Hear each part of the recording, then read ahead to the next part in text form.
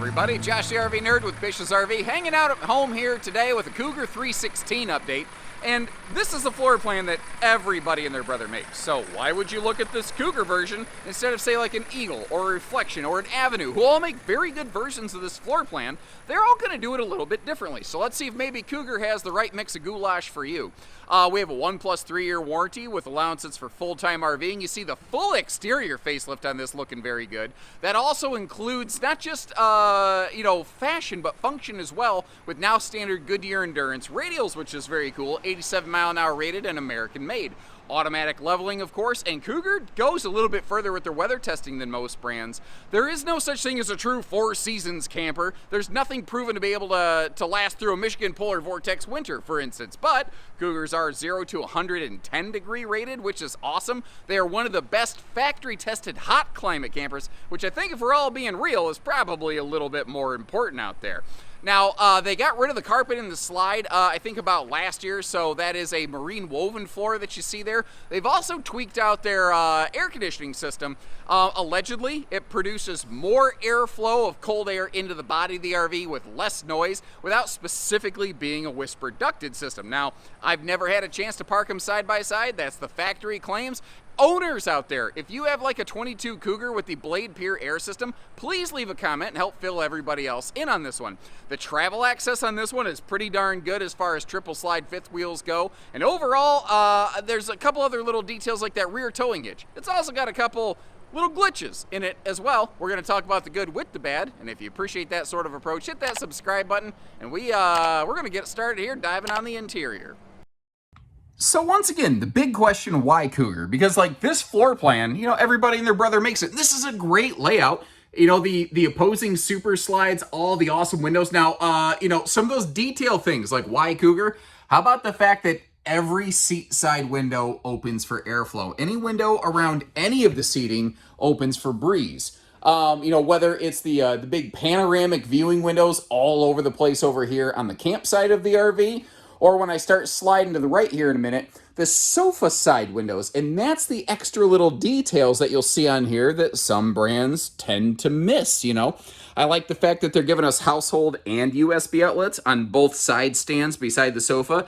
I would prefer it if they were up a little higher, but that's kind of nitpicky, especially considering Cougar actually has a double rear wall construction. So in the history of Keystone, they've only recently started using laminated rear walls. For the longest time, they used non-laminated rear walls because it allowed them to, run wiring and whatnot through the RV more easily. Here's the thing. They still do that. They didn't actually change their construction because it worked so well for so long. Instead, what they did is they added like a 1-inch laminated wall over the top of their original structure.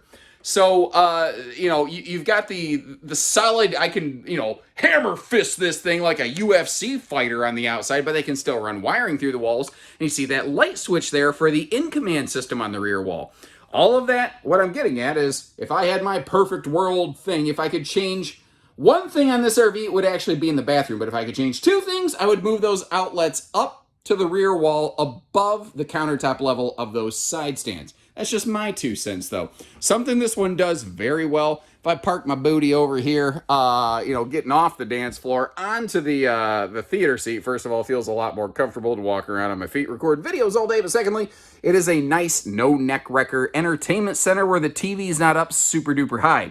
Now, the size of the electric space heating fireplace does not really have any sort of bearing on how much heat it puts out. So kind of keep that in mind. They're all about a 5,000 BTU heater, give or take just a couple hundred BTUs. Up top here, when we get into Big Cat Cougar, we get one of those nice Max Air style vent fans. And that's kind of one of those things right there. Not every manufacturer does it. And they're doing it here because not every single one of their floor plans has the ability to provide a stovetop vent hood above that stove right there. And where you can tell, it's not easy to always discern from the inside of the RV. When you look on the outside of the RV, look on the face of that slide and see if there's a vent mounted on the face of it. And that's the way that you can tell. So You know, I could give you a fish or I could teach you to fish, and that's a way to teach you to fish there. Now, something I did notice, no little coat hangers right by the entry door, so instead I had to hang my vest because I was sweating to the oldies out here on the fire extinguisher, but the fact is that actually worked pretty well. Now, another difference factor is the Blade Pure air system. And again, I would love some feedback from actual owners who have one of these. How well is this system working for you? Is it cooling quickly? Is it cooling quietly? What input do you have? Because unfortunately, I have never had the opportunity to like park a bunch of these side by side and power them up and do like a decibel test, which is something I would really, really love to do because every manufacturer claims they have the best and quietest and fastest cooling air conditioner. But none of them do it the same. They all make the exact same claim. So, you know, fact is, I don't know. Down here, we have carpetless flooring. That's a marine woven floor down there, which is going to hold up a little bit better from what I'm told if you scoot those chairs around with the freestanding table and chairs option. By default, that is actually a booth dinette over there. This is one of the, we'll call it higher end fifth wheels that still gives you an option between a table and a booth. Montana High Country is, as far as I know, pretty much about the highest end fifth wheel that still gives you an option of table versus booth. So I'd be kind of curious to know, you know, which one would you go with and why? And while you leave me that feedback, I'm going to start cracking open all the kitchen storage here and giving you a look around. Man, you could have 1 little, 2 little, 3 little garbage cans down below that sink, or you could actually load up a couple, you know, real big garbage cans instead of 2, 3 little ones. By default, this has a 12 volt, by default, this has a gas electric 4-door 2-way fridge, or you can option into the 12 volt larger capacity fridge that we're looking at right here today. It is 12 volt only. It doesn't have an auto backup in case power is lost, but if power is lost, it will feed off your batteries for a while. Although it will certainly overpower the base 200 watt factory solar package. The good news is that Cougar does give you some options for enhanced solar if that's what you're preferring. Now, when we look around the RV, keep an eye out for yellow stickers on power outlets or those pop-up power towers. That's telling us that those are wired to the inverter loop on the RV, because even here in the absolute base solar version of this, they still give you the ability to add an inverter to be able to live power some of those outlets as needed. Now, if you notice, they maximized all of the storage over there in that slide out with a big old pantry-tainment center. And that, what's your take on this? Personally, I prefer this. I prefer a swing-out TV with storage behind it versus a televator. I feel like the televator is one more thing to break on used RVs. I've seen tired televators that want to kind of slack down. And I have seen, power televators that have failed and, you know, the motor needs replaced, or effectively the TV's it just doesn't work the way that you want it to. But at the same time, the extra window, the extra airflow and light can also be nice, but I do like the extra storage that can come with a swing-out TV like this. I don't think either's necessarily the wrong answer. I think there's one that's just a little more righter for me anyway. What about you? Now, a neat thing over here in the seating super slide, keep an eye on those lights, and the camera might flicker a little bit weird as I actually dim those lights down with the little slider switch next to me. Probably today it won't do it. Normally it will. But anyway, if I don't say something, it'll flicker. If I do, it won't. Isn't that just the way of the world? What's kind of cool is you can sort of, do what I call stealth mode camping, or use it as a nightlight if there's somebody on that hide-a-bed. And it is cool that they just give us a switch to just flick that off. But they don't give us a switch over by the theater seat, which I think at the end of the night, I think that's where I would be sitting. And again, I'm looking for trouble with the mapping glasses. I'm actively seeking nitpicks on this, because there's not a whole lot that this one doesn't do very well. But that's just one little thing I noticed over there. All of that stuff is pretty minor. I think the major make or break stuff on this floor plan is what happens, especially starting here in the bathroom. I kind of mentioned they went with a dual lavatory, a double sink on this one. And remember when I said if I could make 2 changes, it would be moving those power outlets. If I could only make 1 change, my personal thing, I would get rid of that left-hand sink. I would leave that maximized counter space, and I would either put 1 sink in the middle with counter space on both sides, or I would do a sink justified to the right with extra counter space to the left to kind of get it away from that toilet over there. That's just my 2 cents of things. Now, the thing is, they put a lot of storage in this bathroom. Look at that little cabinet over on the right-hand side right now, giving you a little peekaboo view with that thing, as well as the storage down here below the countertop line. I really like the fact that they gave us space for like a wastebasket here. In the bathroom, you've got, you know, the double drawers. You got kind of a mine and yours drawers situation. Plenty of space around that toilet, especially if you slide the shower door away from the toilet. You have all of the elbow room in the world in that way. Now, down below here, these are open pockets of storage, which I don't normally love, and I don't love them here, but I can deal with them. But looking above that, you can see that, you know, your up high storage where stuff runs a bigger risk of falling. That is all door enclosed, but there's, you know, it goes all the way behind the shower back there. Now, speaking of that shower, headroom in the upper decks of like any Cougar is something that they do very, very well, and I never have to put my head up in the skylight of that. I'm a little over 6 foot tall, by the way. You might notice they're using a clear shower door to make everything look bigger. Little pro tip on that to keep it from water spotting like crazy. Either use an indoor Rain-X treatment, because by the way, the Rain-X you put on your windshields, like you got to fumigate your RV if you put that stuff on the inside. You got to airflow the living life out of that sucker. Or they do make just get a squeegee, basically. Just squeegee those clear doors down when you're done, and magically, no spots. It does, however, have the 4-inch fart fan. I'm not going to conveniently forget to overlook that right there. Now, moving up here into the bedroom, the second air conditioner is optional on these. I do think in something this size, unless you have some kind of crazy specialized niche want and or need on this thing, that double air makes the most sense to me. Weaving my way around the corner over here, you notice how they're giving us a big old window overlooking the campsite of the RV here in the bedroom. So when you're laying down, if you hear a crazy sound or something like that, you can walk over there. That has the same blackout nighttime roller shade that you saw down in the living room. So you can maintain privacy up here. Also, the breeze-through windows on either side of the bed, those additionally have, what do I want to say, blackout roller shades and all that good stuff as well. Now, the RV has the in-command system for turning on the lights. Remember I said there's a light switch on the rear wall. You can also use the touch panel by the main door, but there's also just a light switch here in the bedroom. And sometimes it's just those little details. And that little guy right there, my educated viewers, leave me a note in the comment section. Let everybody know what that thing is. Meanwhile, I am going to take a look down here and start cracking open all the storage galorage in this baby. Now, a couple very interesting things. They've redesigned the front end of this. So this is now stackable washer dryer ready versus combo only. That's a major 2023 update that they've applied to these. When you see that updated exterior skin, you know it has the updated bedroom on these. There's absolutely no risk of confusing them whatsoever. You also have a queen bed option, or you could size an existing king down to a queen because the bed base doesn't change. Now, this to me is a little bit interesting. They don't exactly have a nice big side stand beside the bed. They have these little phone shelves. They have power outlets up in the ceiling next to those things in case you want to be able to power some kind of devices and not have cords strung all over the place. Although I will say, if you're going to unplug or close the slide out, you better unplug that stuff. But they also have some household and USB outlets on this non-laminated bathroom sidewall over here. So they have a lot of power outlets in this, but it seems like pretty much every fifth wheel manufacturer still really struggling to give us just really good side stands beside a bed. Now, a couple interesting notes for you in road mode over here. I noticed that when you go to the king bed upgrade, the platform's a little wide. If you want to be able to open the bedroom door, if it's already closed, you actually kind of have to lift the bed a little bit, but not real far. It's not real hard. There are wheels below that bed.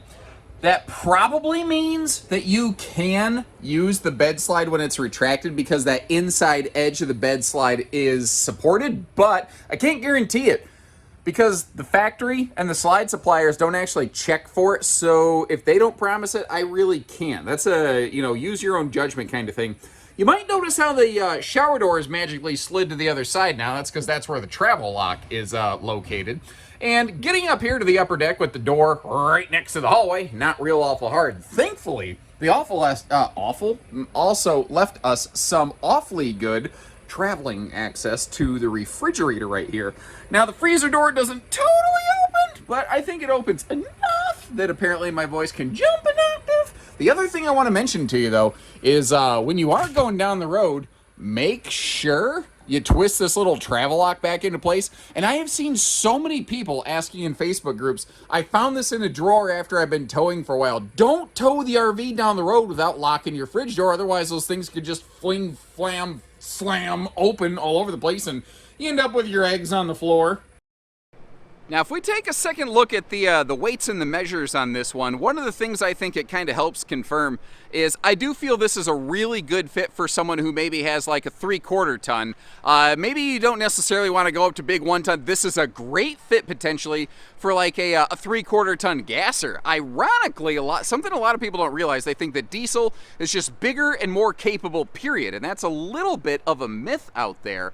A diesel typically weighs more, which means has lower payload rating. So a 3/4 ton gasser could actually be just an awesome option for something like this. Diesel would obviously work just fine as well. Again, now standard with the Goodyear radials, which last year were an optional thing. And when you get up into their fifth wheels, you also have that road armor suspension package, basically the same shackle system that you find on a much bigger, heavier Keystone Montana big sister to this thing. Over here, you see how the kitchen and the bathroom all kind of pipe together for one sewer outlet. So you have a single stink pickle depository on this baby right here, and you don't have to worry about getting a Y splitter or doing the potty dance hooking up between two different things. A little look over there on the right-hand side at the new tankless water heater that these things have, so nobody has to take the chilly willy showers. And as you notice over here, we do have a full pass-through. Now, these are not drop frames. That's where Cougar and Montana High Country have a little bit of a handoff, by the way. When you go up into the High Country series, you have big pass-throughs, but they also have front drop frames, whereas this still just has a straight frame. Now, we'll talk about some different solar options. We might give you a little look at the roof here. You always have at least that little portable side solar prep over here in your docking center, by the way. And I like when manufacturers do something under an overhead, well, when you have a flip-up door under a slide-out like that, so that like you don't have to try to manually wrestle and juggle the door or anything. Now, along with the suspension package, you've also got a road armor pin box over here, taking a lot of the shock and jolt out of the towing experience. And that's kind of where I see this one. I think that this could be an absolutely fantastic snowbird, sunbird kind of RV, where it's big enough with the living space, with the the new stackable washer dryer prep with their new front profile on this, that it could be an excellent long-term seasonal stay RV, but at the same time, the length of this coming in right around that 35-foot mark, it's fantastic for towing. And that's, ironically, also about as small as you can make a big bed slide fifth wheel with opposing super slides. And I think I just had a bug in my mouth there. Sorry if you hear me spitting something out. It was a multi-legged creepy crawly. Anyway, over here, let me back up. You see, a lot of brands have side mount camera prep. The funny thing is, those side mount camera prep systems can usually be upfitted to fit on most RVs.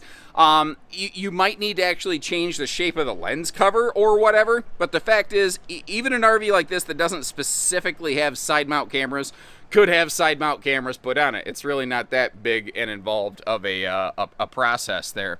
Now, they go with a nice big tall 6.5-foot entry door on these, which is nice. Remember, we have the privacy shade in that door now, so when it is backlit at night, you're not putting on a little bit of a free show for the neighbors. And as we talked about inside, we've got all kinds of window coverage on this one, and I think it's where most people are going to want it. You're overlooking your campsite instead of, I would say only looking at the neighbors. Eventually, you're potentially looking at the neighbors, but neighbors that are further away, right? Like, you get the idea. That's what I'm trying to say. By the way, down here, they do put a sewer hose tube for transport reasons, so you don't have to put that in your underbelly of all your lawn chairs and stuff, and give your guests a case of pink eye or anything of that nature. By the way, on the back of this one, you do have a 3,000-pound towing hitch. The only difference, physically between a 3,000-pound towing hitch and a 100-pound accessory hitch is just the fact that that has the safety chain hooks and the 4-way wiring harness. Physically, they're exactly the same thing. So there's a little pro tip for you from your Uncle Josh. Might help you come up with a solution on some other RV you're looking at some other time. If that's beneficial, hit that subscribe button. I always try to throw little tips out there where I can. We looked at it previously, but just a quick peek at the roof. This one has, again, the dual airs, but it does have the basic 200-watt solar flex package. Let's talk about that real quick, and keep in mind I've got a full Keystone solar flex video that you could learn more about. So Cougars come by default with a 200-watt factory solar package, which is a pretty decent battery tender, and a 15-amp Victron MPPT charge controller in the front. You might have seen that blue box in that open baggage door right there. That's every single Keystone comes with that basic package. If you want more solar from the factory, you can get a 400-watt package with an inverter. You can also get a 600-watt package with some more heavy-duty, bulky equipment that is capable of running the main air conditioner, albeit for a limited time. But like I said, they are not the only ones that build a model like this. So if you're familiar with some of those other names that I mentioned way back when at the start of this, let me know which one you'd kind of go with and why. And if not, something I'll do is leave you a couple links in the description to kind of cross-compare and check something else out and see what might work for you. And let me know which one you'd go with and why. You know, what furniture, what solar, what do you think about the double sink bathroom? Do you not care? Do you hate it? Do you love it? Whatever you're willing to share, I'm willing to read. So take care, stay safe, have fun, and happy camping, everyone.